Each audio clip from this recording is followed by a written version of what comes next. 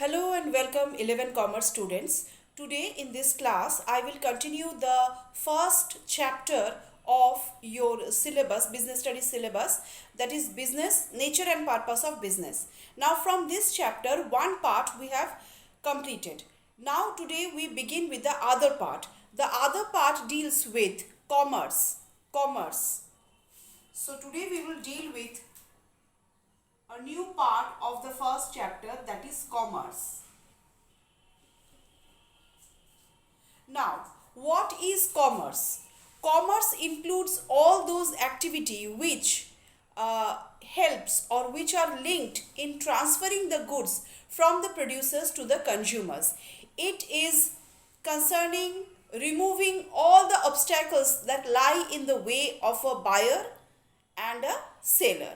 So, commerce deals with those activities which are helpful in removing the hindrances that lie in the way of transferring of goods from the seller to the customers. This is called commerce. Now, commerce has got two parts. This commerce has got two parts. Number one is trade, and number two is aids to trade. Number one is trade and number two is aids to trade. Aids to trade. So what is this commerce all about? Commerce works as a link which helps in transferring goods. Commerce deals in transferring goods. Transferring goods. This is the work of commerce from the seller to the buyer. It has got two parts. First, I will discuss about trade. So, commerce has got two parts, as I have told you. The first part is trade, as you can see in the board. Trade is the first part. So, now I will discuss about trade. Trade means what? Now, the activities which are associated with buying and selling of goods, those activities which are associated with only buying and selling of goods are called trade. So, those activities which are concerning buying and selling of goods are called trade. So, this is the first part of commerce. The second part of commerce is aids to trade. Aids to trade means, which is, as you know, the word aids means help. So, aids to trade helps in the trading process. That is, it is associated with those activities which make the trade simple, which helps the trade or makes the trade, or we can say this aids to trade simplifies the process of trade. It removes all the hindrances which lie in the path of trade. So these are the two parts of commerce. So commerce is also an economic activity. Why? Because commerce also deals with profit motive. It deals with exchange of goods and services. It helps in creating utility, just like business do. So creating utility. If goods are not transferred from one place to another, utility will not be created. For example, if sand is available, ample sand is available in Rajasthan, but sand is not only used in Rajasthan, it is used in all over the world. So here place utility is created by transferring the goods from the source of origin to other sources, to other places, to the different places of destination it is required. So commerce deals with creating utility also.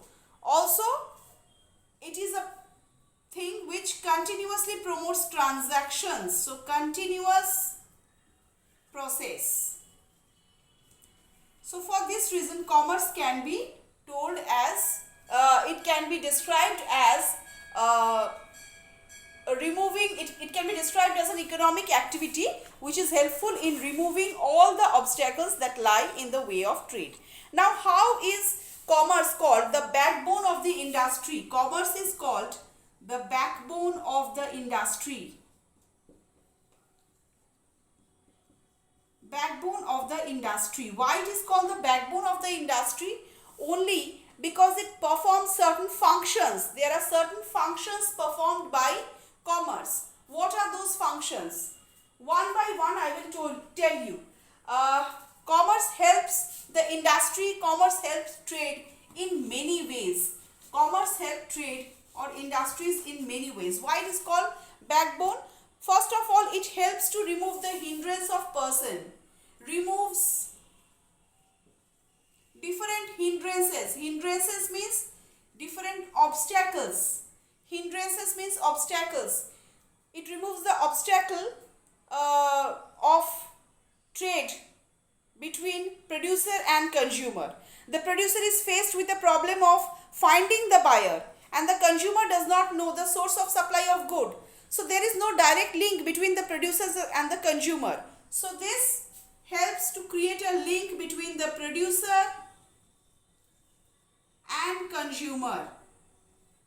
It creates a link. So commerce here comes between and creates a link which will create a direct relation with the producer and the consumer. It removes the hindrances through the trade. Next is remove the hindrance of place. Goods produced at one place can be easily scattered in different corners of the country.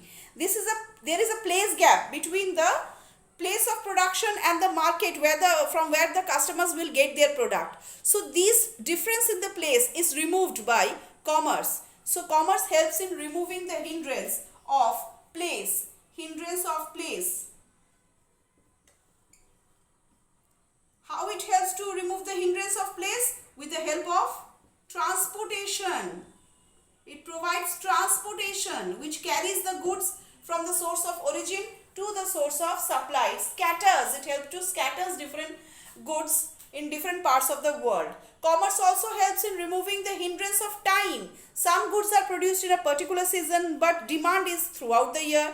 Again, for example, the pulses, wheat, rice. Again, some goods are produced throughout the year, but requirement is there for one season. For example, the rainy season stuffs like raincoats and umbrellas, or the winter season stuffs like sweaters and pullovers. Those are produced throughout the year but required in only one season. So there is a time gap between the production and the consumption, and so the goods are stocked in the warehouse. So commerce also removes the hindrance of time. It also removes the hindrance. There is a problem of time. There is a problem of production and consumption, because throughout the year some goods may not be produced. Again, throughout the year some goods may not be distributed. So this time gap is safely removed by commerce with the help of warehouses. Warehouses. It provides the facility of warehouses. Again, commerce removes the hindrance of exchange. Buying and selling of goods between persons living in different places require common medium of payment, and money serves as the common medium of payment between a producer and a consumer. So it is the link of commerce that removes the hindrance of exchange. So it removes the hindrance of exchange also. It removes the hindrance of exchange with a common medium called money. So in this way, commerce removes all the hindrances. It also helps to remove the hindrance of risk of transit and storage. It also removes the hindrance of risk of transit and storage. Transit and storage. During the transit and storage, many things can happen to a good. So damage can occur. Damage and destruction can occur for several reasons. For natural reasons, for mishandling, for anything. So, commercial activities provide full protection with the help of insurance. Insurance. Again, commerce removes the hindrance of lack of knowledge with the help of advertisement. It removes the obstacle of lack of knowledge. If proper knowledge is not there, then commercial activities provide advertisement. ADV stands for advertisement. It provides advertisement for full knowledge of the customer. So in this way, commercial activity helps in some way or the other the consumer as well as the producer. Whatever obstacle lies in the way of trade is removed by commerce. So that's all for today. Thank you.